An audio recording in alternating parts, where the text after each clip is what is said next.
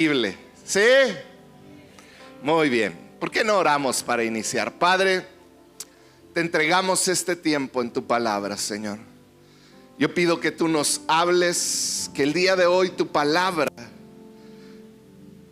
transforme nuestra vida, transforme lo que somos, Señor. Padre, yo pido que el día de hoy nuestros argumentos sean destruidos. Espíritu Santo, que podamos ver tu amor tan claro, que seamos movidos por él, Padre, en el nombre de Jesús. Amén. Amén.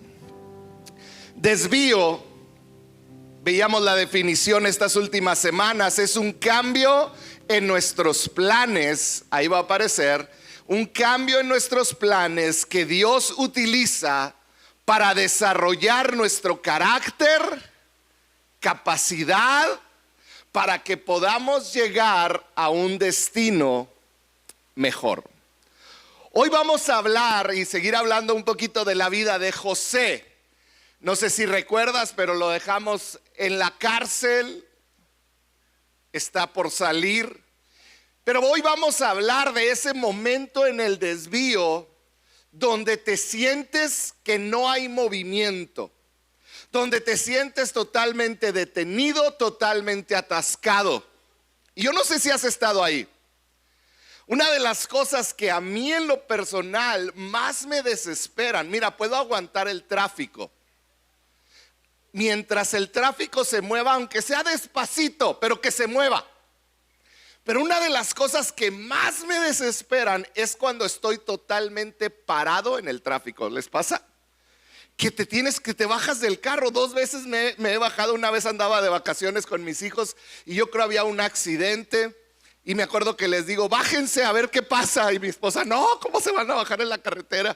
Porque me desespera estar detenido. En una ocasión veníamos de Phoenix a El Paso y en la carretera explotó una pipa de gas o de no sé qué traía. Y el caso es que eran millas y millas de carros totalmente detenidos en el desierto de Arizona.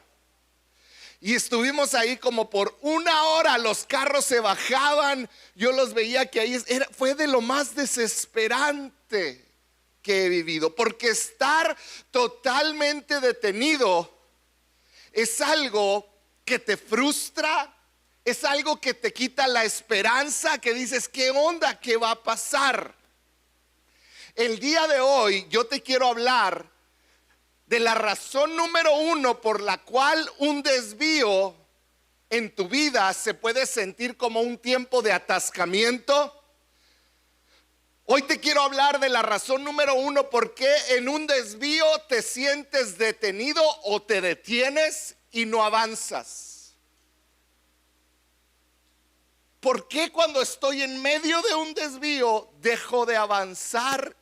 Y hay gente que puede durar años en un desvío, totalmente detenidos.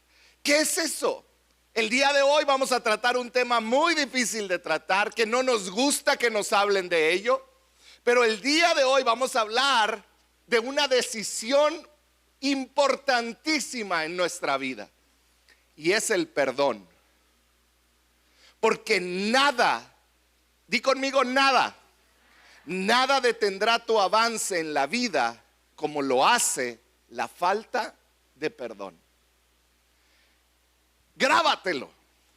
Nada detendrá tu avance en la vida como lo hace la falta de perdón. Ni tus peores errores te van a detener tanto como la falta de perdón. La falta de perdón es algo que te detiene totalmente. Ahora, ¿por qué estamos asociando la falta de perdón con un desvío? Porque estamos hablando de desvíos en la vida. Esos momentos que nuestros planes cambian, que teníamos algo en mente y no nos salió nada de lo que esperábamos. Si te pones a analizar cada desvío en tu vida, te vas a dar cuenta que tu desvío lo provocó alguien. ¿Cierto o falso? tú a tu desvío, si vas a la raíz del por qué tus planes cambiaron, por qué tus situaciones cambiaron, tú te vas a dar cuenta que ese desvío tiene cara y tiene nombre. Puede ser una relación como con un padre. Puede ser una relación con tu mamá. Puede ser la relación con un tío, con un hermano. Puede ser un esposo o una esposa que te falló. Cada desvío en nuestra vida significante tiene que ver con una persona que está detrás de ello. Entonces la gran batalla que tú y yo libramos en cada desvío es: ¿perdono o no perdono? ¿Perdono o no perdono? Y la verdad es esta: a mayor cercanía de esa persona que causó tu desvío, más difícil es perdonarla. Más difícil. Volvamos a la historia de José. Si tú lees la Biblia entera, te vas a encontrar que aparte de Jesús, José es una de las historias de perdón más grandes que están escritas en la Biblia. Porque José perdonó muchísimo. Y vamos a ver la continuación de la historia. Si volvemos al principio, José era hijo de Raquel y Jacob. ¿Se acuerdan? Raquel, aquella mujer bella que Jacob vio. Y su primer hijo fue José.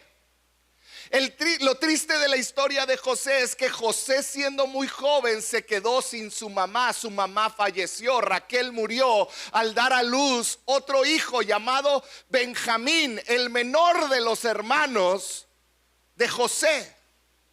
Murió la mamá de José siendo José muy joven. Entonces José creció sin una mamá en un hogar muy disfuncional, con muchos insultos. A los 17 años, José era tan odiado que fue aventado a un pozo, después vendido, gracias a Dios, a sus hermanos, gracias a Dios que sus hermanos tuvieron misericordia de él y lo vendieron como esclavo. Eso resultó que viviera como esclavo muchos años. Después parecía que todo mejoraba, pero de repente José terminó en la cárcel. Ahora yo quiero que por un momento pienses en la vida que él tuvo de esclavo en sus inicios. No ha de haber sido nada bonito. Y yo quiero que te imagines esos momentos donde trabajaba a lo mejor por 20 horas al día, donde lo golpeaban, donde lo menospreciaban. José en su mente iba acumulando rencor porque es un humano como nosotros, diciendo: ¿por qué estoy en este desvío? Es por culpa de mis hermanos. ¿Por qué? ¡Qué malos! Y yo creo que fue acumulando rencor. Ahora imagínatelo años después en la cárcel, 2 años ahí encarcelado, en una cárcel húmeda, oscura, maloliente, con ratas pasando. Y yo me lo imagino en una esquina de la cárcel, llorando de rencor, llorando sin esperanza, pensando: ¿cómo es que llegué hasta aquí? José, ya sea de esclavo o en la cárcel, ha tenido una infancia terrible. Ha tenido una juventud robada totalmente. Yo me imagino que José en su mente recordaba a cada persona con el rostro de cada persona que lo tenía en esas circunstancias. Yo creo que veía el rostro de su hermano Rubén, veía el rostro de Simeón, veía el rostro de sus hermanos y decía: ¡ah! Cada pensamiento, cada dolor, cada minuto en esa celda iba alimentando su odio y su rencor.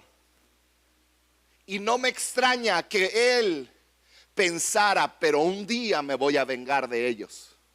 Un día va a haber venganza. Porque sabes, hay una realidad. José no merecía que sus hermanos hubieran desviado su vida de esa manera.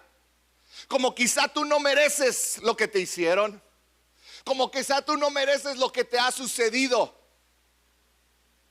pero fue desviado por otras personas. José, yo quiero que guardes esta imagen de José en la cárcel, porque de un momento a otro todo cambió en la historia de José. Veíamos la historia del panadero y del copero. Salieron de la cárcel, fueron con el faraón, pasaron 2 años aproximadamente, hasta que un día Faraón tiene un sueño, nadie le puede interpretar el sueño, y el copero y el panadero dicen: hay un joven hebreo ahí en la cárcel que nos pudo interpretar ese sueño. Traen a José delante del faraón y su vida cambia radicalmente. José le da la interpretación del sueño a faraón y le dice: van a haber 7 años donde vas a poder ser próspero y acumular grano, porque después de 7 años va a venir una sequía y una hambruna a la tierra, que muchos van a morir. Así que Dios te está dando la oportunidad de que te prepares. De un segundo a otro, José, estando en la cárcel, le interpreta el sueño a Faraón. Faraón se impresiona tanto que lo hace el segundo en autoridad, la persona con mayor autoridad después de Faraón. ¿Qué tanta autoridad tenía que dice la Biblia que lo puso a cargo de todo el grano, de recolectar el grano para la sequía? En otras palabras, José vendía grano durante la sequía a los pueblos y a las naciones en el mundo que no tenían que comer. Entonces, gracias a la interpretación del sueño de José, Egipto explotó su economía, fue mejor. Y José está ahí. José está en su mejor momento, siendo una persona con autoridad, una persona que decidía a quién le daba alimento. 20 años han pasado. 20 años desde que él fue aventado a un pozo y él rogaba por su vida con toda su voz. Han pasado 20 años en que fue vendido como esclavo a sus hermanos. 20 años. Y José está en lo más alto, su mejor momento. Y adivina quién llega al palacio de José. Llegan sus hermanos. Empiezan a llegar sus hermanos.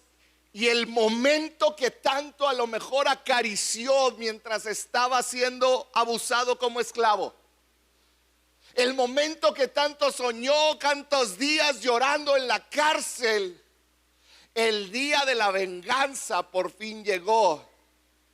El día que finalmente José podía hacer justicia. Génesis 42:6. Porque déjame te digo algo, a veces cuando leemos o conocemos historias, sabemos el resultado de la historia, pero no conocemos el proceso que llevó a ese resultado. Tendemos a pensar que José era esta persona tan buena que no guardó rencor nunca. Pero eso no es cierto para José, ni es cierto para ti y para mí. Génesis 42:6 dice: José era el gobernador del país. Fíjate cómo lo ponen, el gobernador, y el que vendía trigo a todo el mundo. En otras palabras, José era el mero mero, ¿sí? Dice, el mero mero era gobernador del país y él y el que vendía trigo a todo el mundo. Cuando sus hermanos llegaron ante él, se postraron rostro en tierra.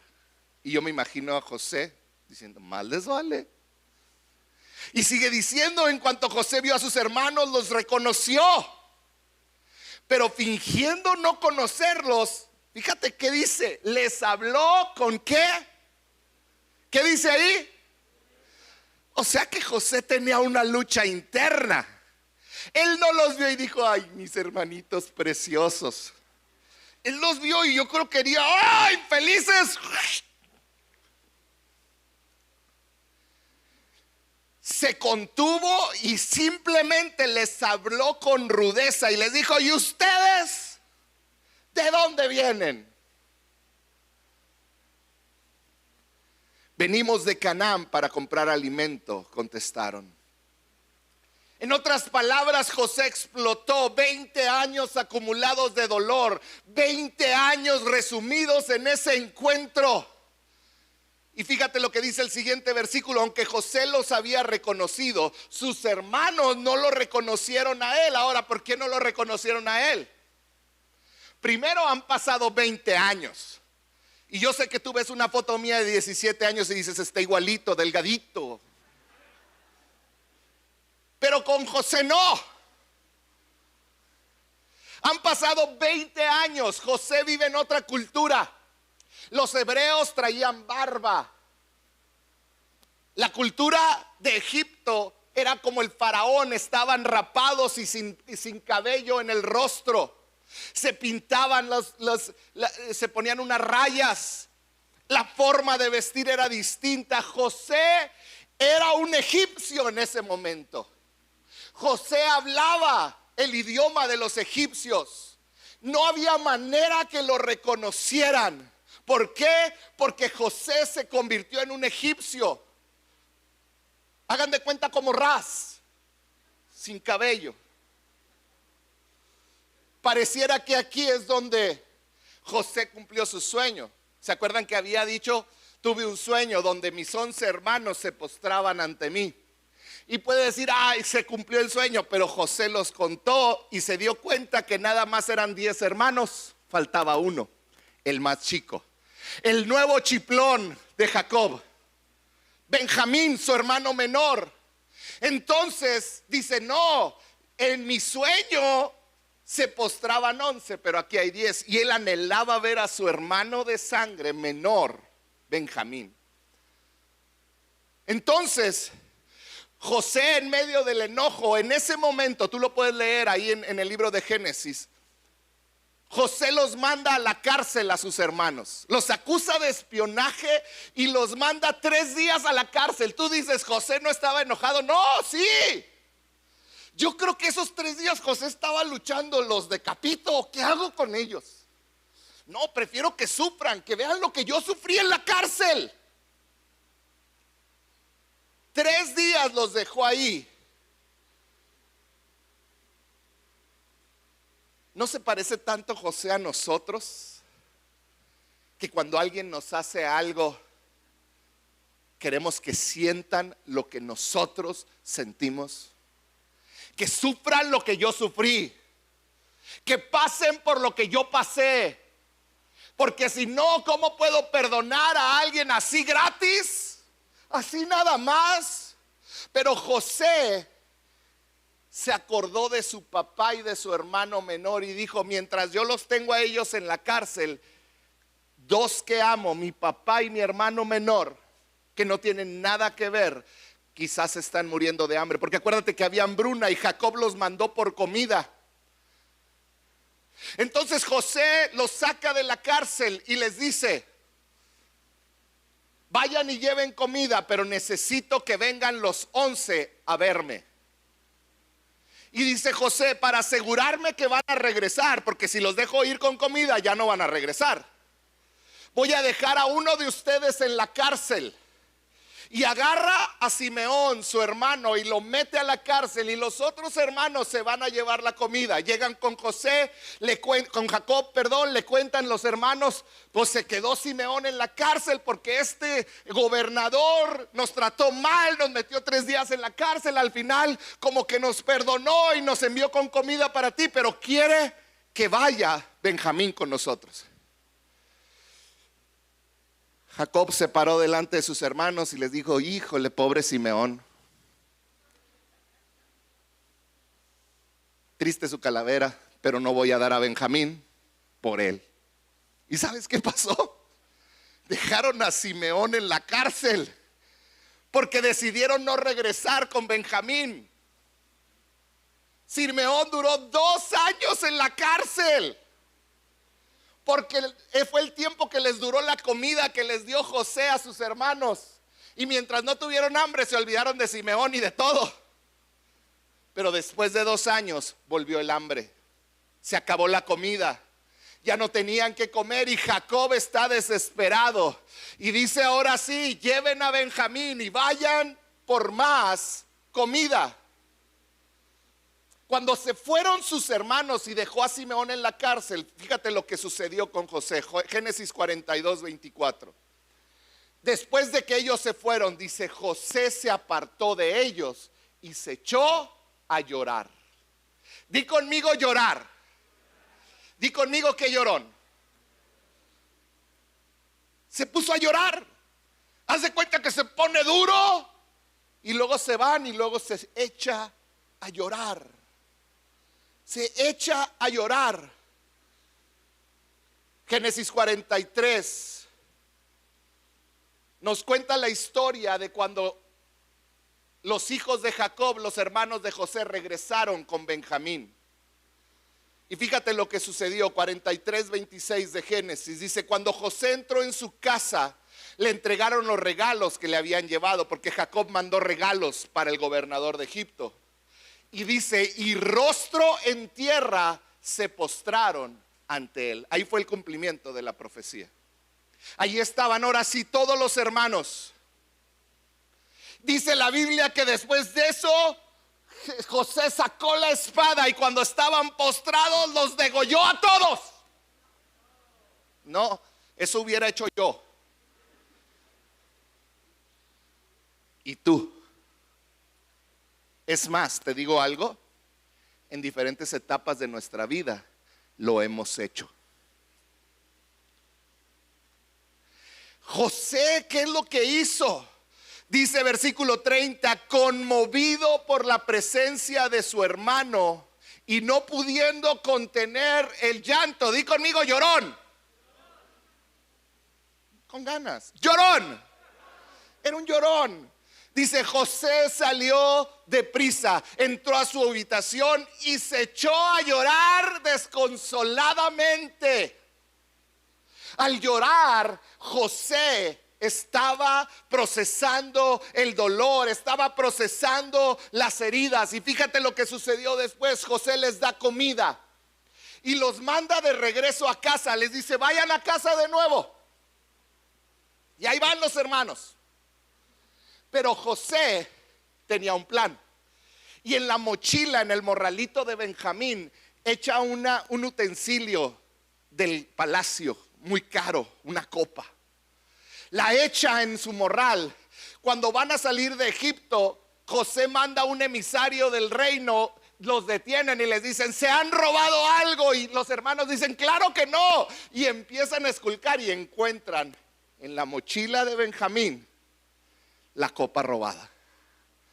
Lo regresan al castillo y José está enojado y les dice: esto es pena de muerte, les dice José. José todavía estaba ahí luchando. Estaba ahí luchando José y les dice: con esto van a morir. Y les dice: no todos, pero nada más Benjamín. Estaba haciéndoles una broma o no sé qué. Y quiero que recuerdes esto.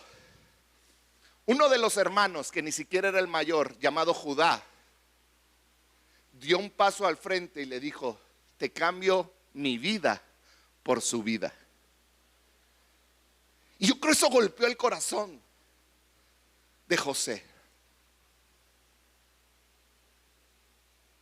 ¿Has oído hablar del león de la tribu de Judá? El linaje directo de Jesús vino de Judá, el que dijo: mi vida por la de él. Jesús estaba preparando el camino. Génesis 45, 1 y 6 dice: José ya no pudo controlarse. Pues tampoco había podido, se había ido a llorar, ¿se acuerdan? José ya no pudo controlarse delante de sus servidores, así que ordenó que salgan todos de mi presencia, y ninguno de ellos quedó con él cuando él se dio a conocer a sus hermanos. Sacó a todos y se quedó nada más con sus 11 hermanos. Comenzó a llorar tan fuerte que los egipcios se enteraron y la noticia llegó hasta la casa de Faraón. ¡Qué llorón!, ¿no? Sigue diciendo: soy José, dijo a sus hermanos, ¿vive mi padre todavía? Pero sus hermanos, pues que dijeron, se quedaron mudos. Estaban atónitos al darse cuenta que tenían a José frente a ellos. ¿Te puedes imaginar todo lo que pasó por su mente? Yo lo empujé al hoyo. Yo di la idea de venderlo. ¿Qué me va a hacer? No obstante, José insistió: acérquense. Cuando ellos se acercaron, él añadió: yo soy José, el hermano de ustedes, a quien vendieron a Egipto. Pero ahora, por favor, no se aflijan. No se aflijan más ni se reprochen el haberme vendido, pues en realidad, fíjate esto, fue Dios quien me mandó delante de ustedes para salvar vidas. Y el versículo 8 adelante dice: fue Dios quien me envió aquí y no ustedes. ¿Cómo lograr yo, Jorge, perdonar de la manera que José lo hizo? ¿Cómo logras tú perdonar como José lo hizo? Que la conclusión que llega José es decir: mira, Dios está por encima aún de lo que ustedes quisieron. Dios lo permitió porque Él quería salvar a muchos, a toda una nación. ¿Cómo pudo José perdonar lo imperdonable? Te voy a dar 5 cosas que José hizo. ¿Estás listo? 5 cosas que José hizo para perdonar lo imperdonable. Número 1, yo creo que es más que evidente. José lloró. ¿Cierto o falso? En otras palabras, se permitió a sí mismo procesar. Se permitió a sí mismo vivir el duelo por lo que había perdido. Tienes que darte el tiempo de procesar, de cuantificar lo que te quitaron, de decir: esto fue lo que perdí. Vivir el duelo por lo que perdí. En otras palabras, llorar. Pero los mexicanos no lloran. Con razón hay tanta violencia en los hogares.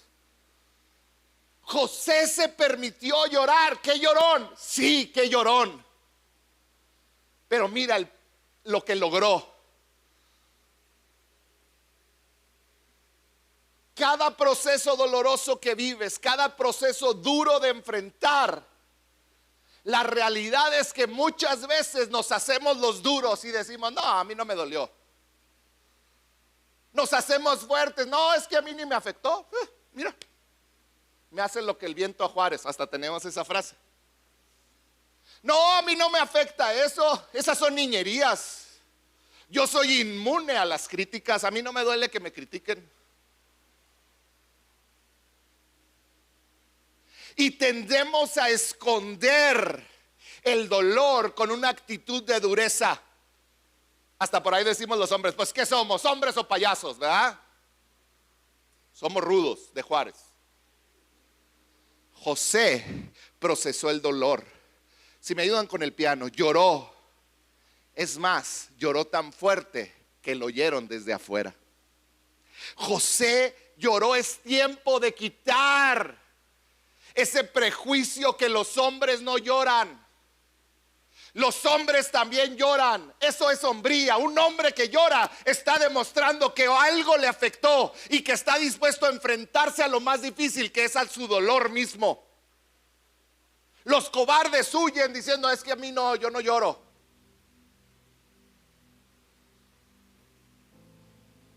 Hay momentos donde tenemos que lidiar con lo que nos sucedió, todos los que estamos aquí. Porque cuando no lo hacemos es como si una serpiente se metiera dentro de nosotros. Cuando escondemos el dolor con dureza, cuando escondemos todo lo que nos ha sucedido y nos hacemos duros, Es como si una serpiente se metiera y cada vez que tú hablas con alguien sueltas un poco de veneno. Cuando alguien te lastima, envenenas todo lo que está alrededor. Esa es la falta de perdón en hombres y en mujeres. Es tiempo de que consideremos: ¿por qué reacciono como reacciono? ¿Por qué estallo de esta manera? ¿Por qué lastimo con mis palabras? ¿Por qué reacciono con amargura, con enojo, con ira? ¿Sabías que amargura, enojo e ira son emociones secundarias? En otras palabras, son fruto de algo más. Amargura, enojo e ira son fruto de la falta de perdón. ¿Quieres quitar enojo? No quiere decir que te hablen bien. ¿Quieres quitar enojo? Trata tu falta de perdón, quizá con tu padre que ya ni está vivo, quizá con aquel que te lastimó o aquella que te lastimó. Son emociones secundarias que salen de nosotros. En otras palabras, si hay algo que quiero que te quedes hoy aquí, es que tienes que aprender a cuantificar y procesar lo que perdiste. Que asumas lo que perdiste, que llores, porque no lo merecías a lo mejor, porque no debiste haber pasado eso, pero es necesario que lo llores. ¿Quieres que te dé una recomendación? Toma un papel y haz una lista de lo que perdiste. Yo me imagino en la lista de José. Quizá José decía: me quitaron mi paz, me quitaron mi niñez, me quitaron la oportunidad de ir a la escuela, me quitaron la oportunidad de tener una novia. En la secundaria número 3 en Israel, me quitaron la oportunidad de vivir y de disfrutar a mi padre por 20 años. Me quitaron la oportunidad de ver crecer a mi hermano menor. Me robaron tanto. Yo tengo una pregunta para ti. ¿Te has tomado el tiempo para cuantificar y procesar lo que has perdido, lo que tienes que perdonar? ¿Sabes qué? Por eso José lloró, porque estaba aceptando lo que había perdido. En otras palabras, el primer paso para perdonar es hacer una lista de lo que perdiste y vivir el duelo por lo que perdiste. Dejar de hacer como que nada sucede. Lo cual me lleva al segundo punto de cómo pudo José perdonar lo imperdonable. José se enfocó en lo bueno. No se permitió, fíjate esto, no se permitió ser dominado por el dolor que resultó de lo malo que sucedió. Por eso al final de la historia de José, Génesis 50:20 dice: es verdad que ustedes, a sus hermanos les habló, pensaron en hacerme mal, pero Dios transformó ese mal para bien, para lograr lo que hoy estamos viendo: salvar la vida de mucha gente. Romanos 8:28 es un mensaje idéntico, pero en el Nuevo Testamento, ya con Cristo. Ahora bien, sabemos que Dios dispone todas las cosas para el bien de los que lo aman, los que han sido llamados de acuerdo a su propósito. Si tú tienes tus pensamientos fijos en tu dolor y en tu sufrimiento, nunca vas a poder levantar la mirada y ver más allá lo que Dios puede hacer con tu dolor. Número 3, como José pudo perdonar lo imperdonable, José no se enfocó en la disculpa de sus hermanos. Él perdonó primero. ¿Sabías? Y por favor léelo, que en la Biblia, en la historia de José, en el Génesis, no dice en ningún lado que sus hermanos le pidieron perdón, pero sí dice que José les dijo: los perdono. Génesis 45:15. Los hermanos no podían hablar. ¿Se acuerdan que leímos que se quedaron mudos? Dice: luego José, bañado en lágrimas, besó a todos sus hermanos. Solo entonces se animaron ellos a hablarle. Los besó. José lloró, los abrazó, les declaró el perdón, y ellos no podían ni hablar. Apenas medio le hablaron.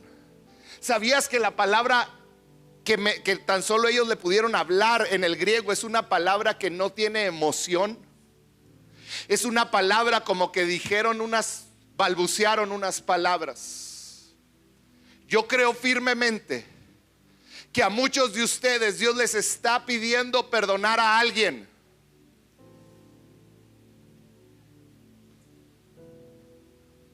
Y que Dios les está diciendo: deja de esperar que Él te pida perdón primero para entonces tú perdonar.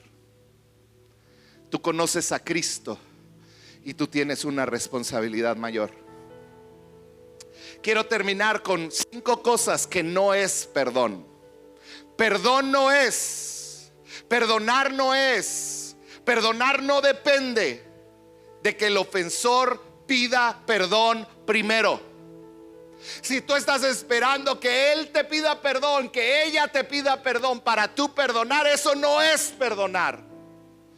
¿Por qué perdonar a alguien que no me ha pedido perdón? ¿Por qué debo de perdonar a alguien que ni le importo?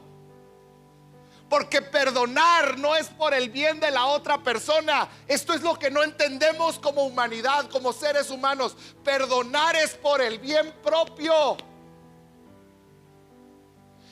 No perdonar es como tomar veneno y esperar que la otra persona se muera. ¿Quién se va a morir? El que tragó veneno. Las otras personas siguen su vida como si nada, pero el ofendido tragó veneno y ahí está sufriendo. No perdonar, no necesitas que te pidan perdón, porque de otra manera, cuando no perdonas, es como irte pudriendo poco a poco por dentro, mientras la otra persona vive una vida feliz.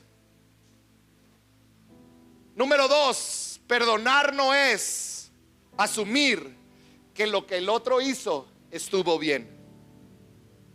En otras palabras, José no dijo: ay, no se preocupen, ustedes hicieron lo que tenían que hacer. No, ustedes hicieron mal, pero Dios. Perdonar no es decir: ay, es que lo voy a estar validando y ahora ya él va a creer que me puede tratar así o que puede tratar. No, es: me lastimaste, fue terrible lo que hiciste, pero Dios es más grande. Al perdonar no estás asumiendo que lo que te hicieron estuvo bien. Estás diciendo que Dios puede aún actuar en medio del dolor. Número 3, perdonar no significa que recuperaste la confianza en esa persona. No podremos malentender. Cuando perdonas a alguien no estás diciendo: ay, ya vente otra vez, tienes toda mi confianza. No es lo mismo. Perdonar y confiar son 2 cosas distintas. El perdón es instantáneo, la confianza se gana con el tiempo. ¿Cierto o falso? Muchos piensan: es que si lo perdono voy a tener que tener esta relación otra vez con él. No, no es así. A lo mejor fuiste abusado o abusada sexualmente. Tú tienes la obligación de perdonar a quien lo hizo, pero no de volver a tener una relación. Perdonar es por tu bien. Perdonar es lo que Dios pide de nosotros. Nunca confundas perdón y confianza. Número 4, perdonar no es un sentimiento, es una decisión. José decidió perdonar. Y muchos decimos: es que cuando me sienta listo voy a perdonar. ¿Lo has dicho? Levanta la mano si lo has dicho. Los demás no lo van a aceptar, pero está bien, yo sí lo he dicho. Cuando me sienta listo lo perdono o la perdono. Eso no es lo que Dios pide de ti. Si estás esperando sentir ganas, nunca las vas a sentir, porque duele lo que hicieron. Perdonar es una decisión. Te voy a decir el secreto del perdón. Muchos esperamos sentirnos correctamente para perdonar, pero es al revés. Los sentimientos correctos llegan después de que te perdonamos. Es que voy a perdonar cuando tenga paz. La paz va a llegar cuando perdones. ¿Sí me explico? Perdón es sembrar algo para tu futuro. Cuando yo perdono, estoy sembrando paz, confianza. Cuando yo perdono, estoy sembrando. No esperes ver el fruto antes para luego sembrar. No. Primero siembra perdón y vas a cosechar paz, amor, compasión. La quinta cosa que perdonar no es olvidar. Puedes perdonar a alguien, pero eso no significa que se te borra de la memoria lo que hizo. José pasó años viviendo con sus hermanos después del encuentro que acabamos de ver. Y yo creo que tuvo batallas en su corazón. De decir, ahora están tan bien, pero no se fijan todo lo que me hicieron. Perdonar no es olvidar, pero es como un recuerdo de la gracia y favor de Dios, de dónde estás tú ahora y los que perdonaste. Que gracias a tu perdón tú fuiste bendecido y los demás también. Debemos de perdonar. Termino con esto. En la palabra de Dios, perdonar está ligado a un término financiero. Jesús, enseñando a orar a los discípulos, dice: perdona nuestras deudas como también nosotros hemos perdonado a nuestros deudores. ¿Sabes qué estaba diciendo Jesús? Jesús estaba utilizando un lenguaje financiero. Perdonar es como cuando alguien te debe dinero y le dices: no me debes más nada. En otras palabras, perdonar quiere decir dejar libre. Pónganme la que sigue. Dejar libre. En otras palabras, es liberar la deuda que alguien tenía contigo. Es decirle: eres libre. No te voy a demandar que me pagues lo que me debes. Esta semana te voy a dejar una tarea. En una hoja de papel, en tu teléfono, haz una lista de lo que le tienes que perdonar a una persona que te haya lastimado, o a dos. Y a lo mejor tu lista se va a ver así: tengo que perdonar que me robaron mi niñez. Tengo que perdonar que me robaron mi inocencia. Tengo que perdonarte que me robaste la confianza en los hombres, que me robaste la confianza en la autoridad. Tengo que perdonar que me robaste mi amor propio, que me robaste mi reputación, hablaste mal de mí y sufrí por eso. Tengo que perdonar que me robaste una amistad, que me robaste la paz. Que hagas una lista donde listes qué es lo que te robaron, qué es lo que quitaron de ti, qué te deben.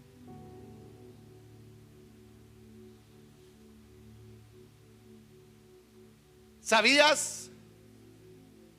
Nadie puede devolverte tu niñez, ya pasó.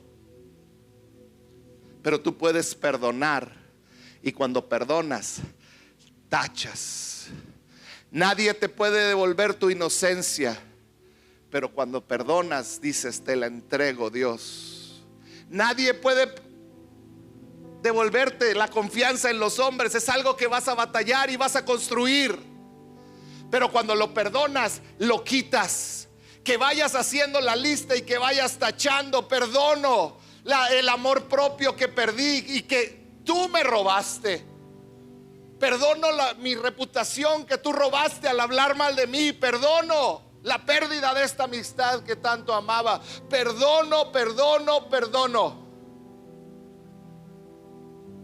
Perdonar es una responsabilidad que tú y yo tenemos por el bien de nosotros mismos y de los planes de Dios. Perdonamos porque hemos sido perdonados. Jesús dijo así: porque si perdonan a otros sus ofensas, también los perdonará a ustedes su Padre Celestial. Y esto es durísimo. Pero si no perdonan a otros sus ofensas, tampoco su Padre les perdonará a ustedes las suyas. Perdón es una palabra hermosa y anhelada cuando la necesitamos nosotros. Pero es una palabra dura y terrible cuando tenemos que darlo a alguien que sentimos que no lo merece. Pero hoy yo quiero invitarte a que des ese paso de perdón, porque yo sé que a más de una persona Dios les está llamando a perdonar. Quizás has estado atorado en tu desvío a causa de esa persona ya por años, meses, décadas, y te sientes detenido totalmente en el dolor, en la tristeza, en la angustia. Hoy el Espíritu Santo te está hablando y te está diciendo: perdona, y vas a ver cómo vas a empezar a salir de ese lugar. ¿Por qué no cierras un momento tus ojos? ¿Hay alguien que tienes que perdonar? ¿Por qué no tomas hoy una decisión? ¿Sabes? Perdonar no va a cambiar tu pasado, pero sí va a transformar tu futuro. Que el momento más decisivo en tu vida no sea cuando alguien te ofendió. Que el momento más decisivo de tu vida sea el día que lo perdonaste, el día que fuiste como Jesús. Padre, en el nombre de Jesús, yo te pido por cada hombre, mujer que hoy está aquí, Señor. Señor, sé que perdonar es duro, es difícil. Sé que extender el perdón requiere valentía. Padre, en el nombre de Jesús, yo pido que tú muevas a tus hijos a hacer lo que nos estás llamando a hacer. Si hay alguien que tienen que perdonar, Señor, dales la fortaleza para hacerlo. Padre, en el nombre de Jesús, si tienen que hacer esa lista, si tienen que llorar por lo que perdieron, Señor, pero que haya sanidad en cada uno de tus hijos. Ahí donde estás, si Dios te está llamando a perdonar a alguien, no tienes que levantar la mano. Esto es algo entre tú y Dios. Pero ahí donde estás, ¿por qué no le dices: Señor, yo voy a dar pasos? Yo voy a comenzar a dar pasos para perdonarla, para perdonarlo, para ser como tú, Señor, para extender gracia y misericordia. Señor, ayúdame a ser como tú, Señor. No soy un esclavo de temor, soy un hijo de Dios. Ya no soy un esclavo de temor, soy un hijo de Dios. Ya no soy un esclavo de temor, soy un hijo de Dios. Ya no soy un ¿Por qué no te pones esclavo de pie? de temor,